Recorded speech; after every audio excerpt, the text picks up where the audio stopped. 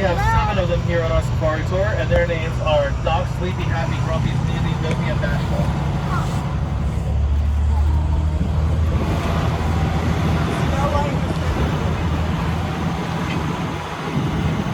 Snow White and the 7 Horses. Come on, guys, follow us. We got more food. Come on. Come on, llamas! Oh, bison. Here you go, bison!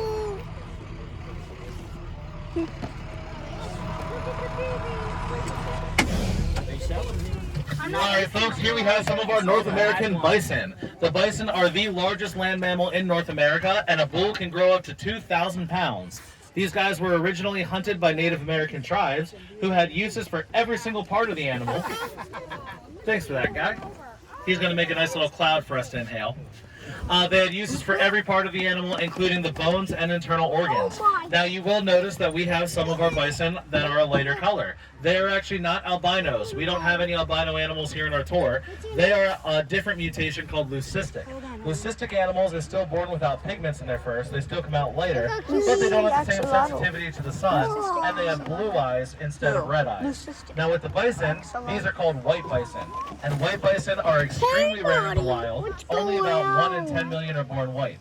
However, it just so happens that in our herd, our biggest bull, who's sitting right here in the dust, is a white bison. I like to call him Golden Boy. And since Golden Boy is the biggest bull, he gets the most girlfriends, which means we end up with a greater than usual number of white bison on our tour. Including our brand new baby bison, who is sleeping right over there in the shade by her mother. She is only 2 weeks old as of yesterday, and I like to call her Tyson the Bison. Now, what you're seeing some of these guys doing right now, they're doing a dust roll. What happens is they have a winter coat that isn't completely shed on some of them, and they also get bit by flies and ticks. So what they'll do is roll around in that dust to help coat their fur and scratch the itch and prevent another itch from coming. Come on, little guy. Come on. Are you trying to call the baby? Yes. She's not going to get up, sorry. I bounced it off its head. She just follows the mama, and the mama's keeping her away from the buses today. Someone. There, see that stump? Carrots. The baby's right next to the stump laying down. We don't have this many left, so you want to save Oh, the llamas get one. Llamas are making their way up. All right, folks, we're going to keep moving along here. This is a juvenile bison. We're going to move right.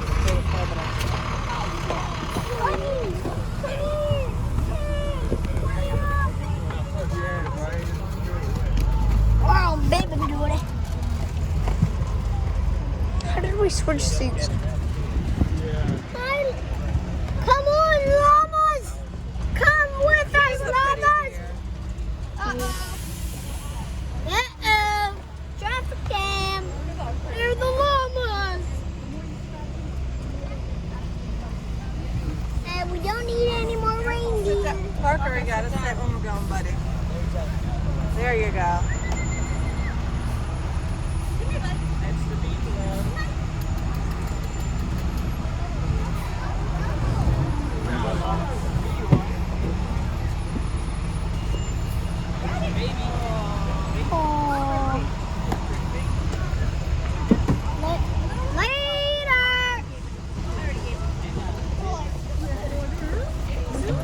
Folks, the area of our tour that we're entering right now is known as the Big Woods. We call it the Big Woods because it is bigger than the small woods.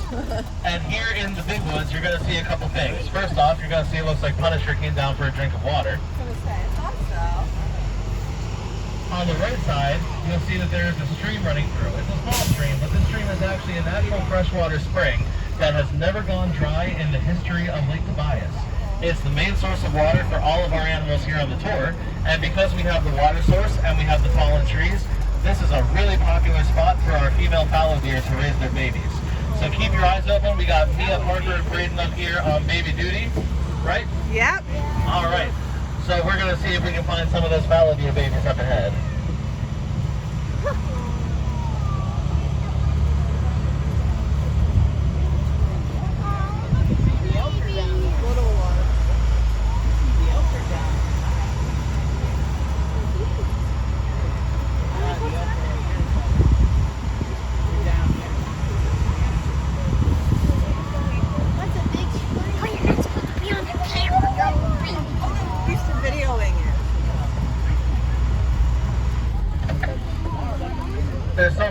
the hill up here on our left. There will be one down here on the right. Oh, look at the babies.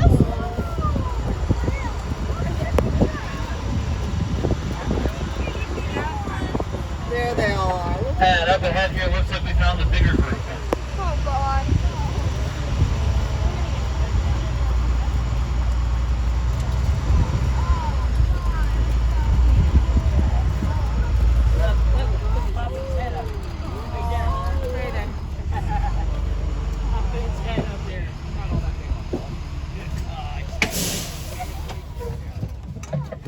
Now over here on our right side, we have some of our Asian water buffalo laying out in the mud.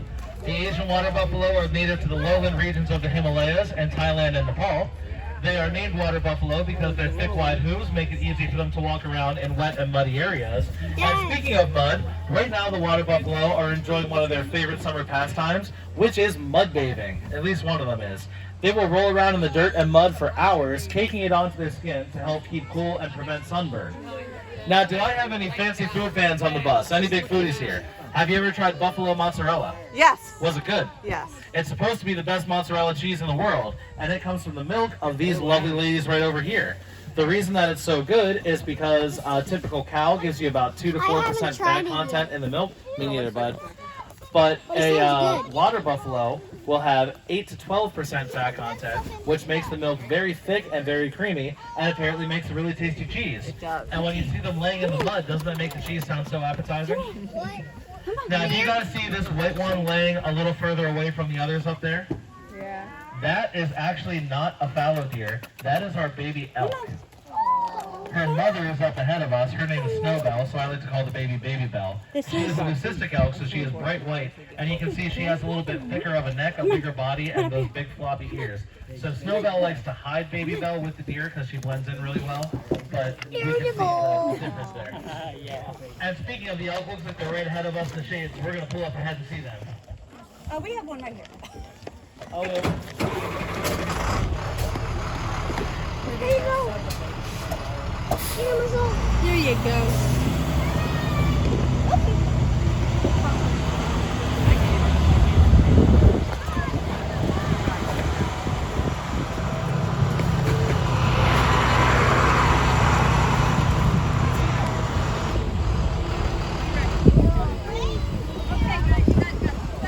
Gotta move out of the way, pups. You better move out of the way.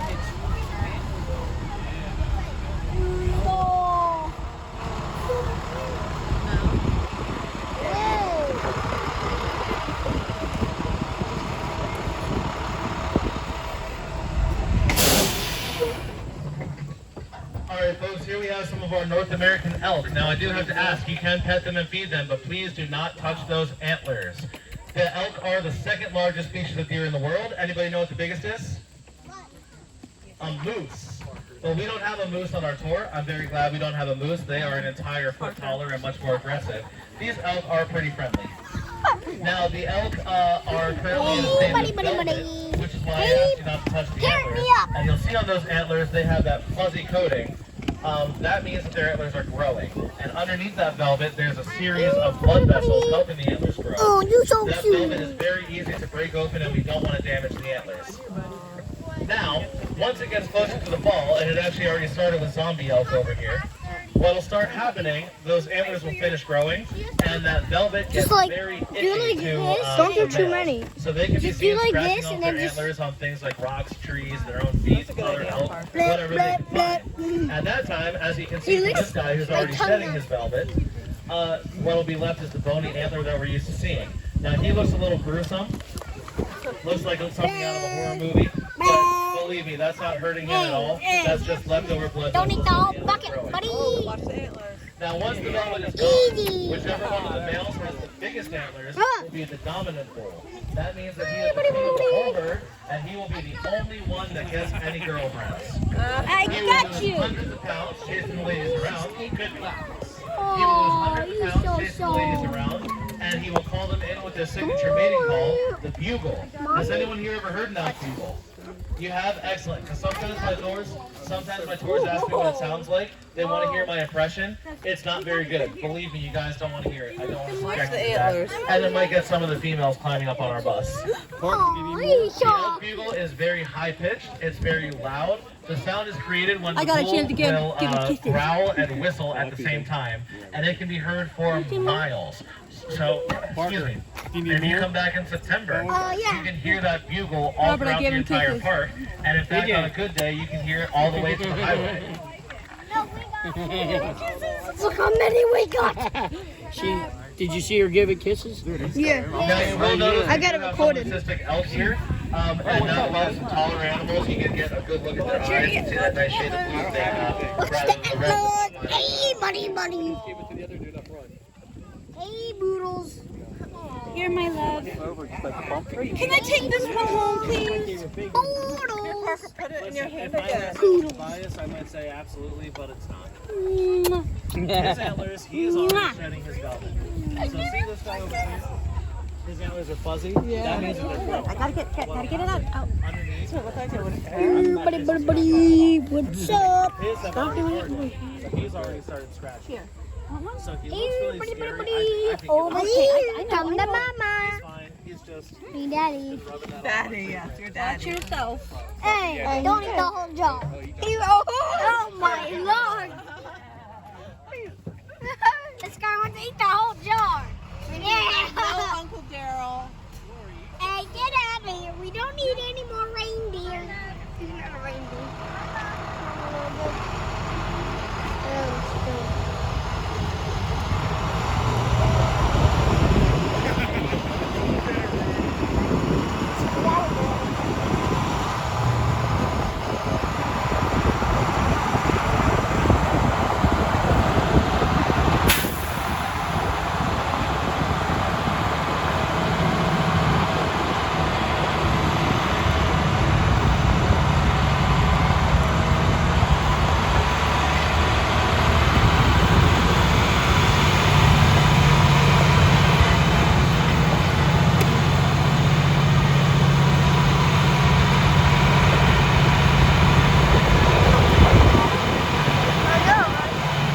And then he wouldn't take them. Hey, give me all my cool boy. Now, this Tobias Wildlife Park was the dream of the late J.R. Tobias. J.R. was a war veteran and a big fan of exotic animals. One day in 1965, he grabbed a couple friends and they hopped in the family station wagon and took a trip out to Kansas. When he came back from Kansas, instead of bringing all the cats and he brought his kids, including a coyote, a baby deer, a baby bison, 2 bobcats, 2 badgers, 2 foxes, and 2 raccoons. Don't ask me how they all fit in one car or how they put up with the smell. I don't know. Looks like we have our other daddy daycare here on our right side. Daddy daycare. Love it. Yes. And speaking of families, today the show here is still being run by the Tobias family. Several of JR's kids and one of his grandkids are actually on our board of directors. Polly lived in the house right across from the petting zoo. Now, unfortunately, we did lose Polly in 2000 at the age of 99. But she did lead a life that she loved, especially waking up every morning to listen to her. Today, our park is 200 acres on the Tobias family farm. Our community floor here takes up 150 square meters, and it is home to the Barbary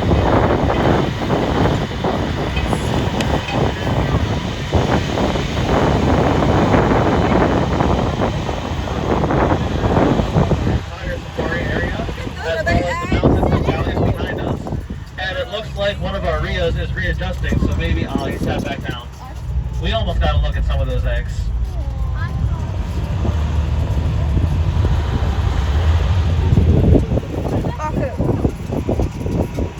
Just sit down. And look, here's that beautiful view. Wow. That's beautiful. I agree.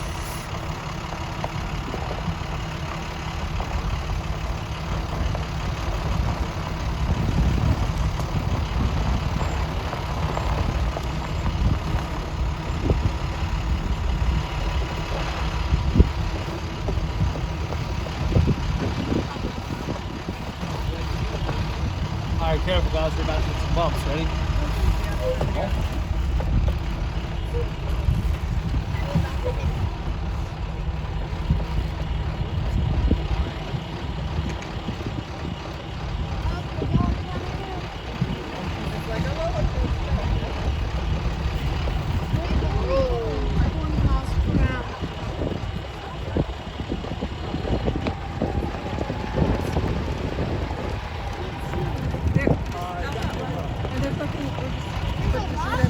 There's nothing to see right now. It's just open field. You just sit down.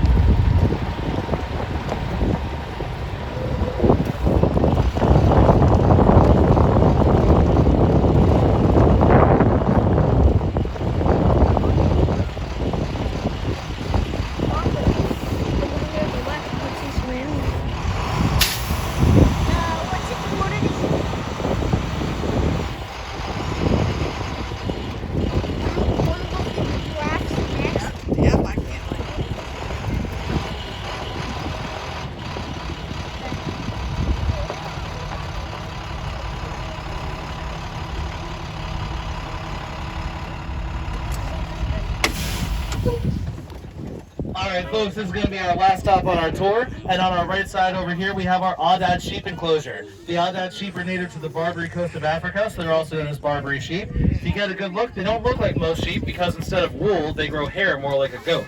They are highly prized for their horns where they're from, so they've been hunted nearly to extinction.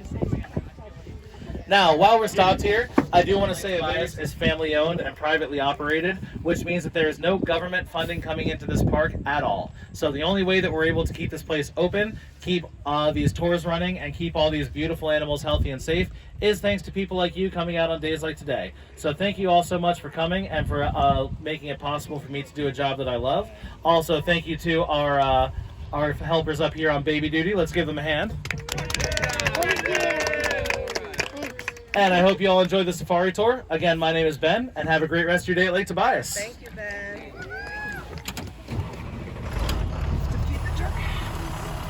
Now, as we go in here, just want to let you all know that if you have any leftover food, you can take it to the safari tour right here.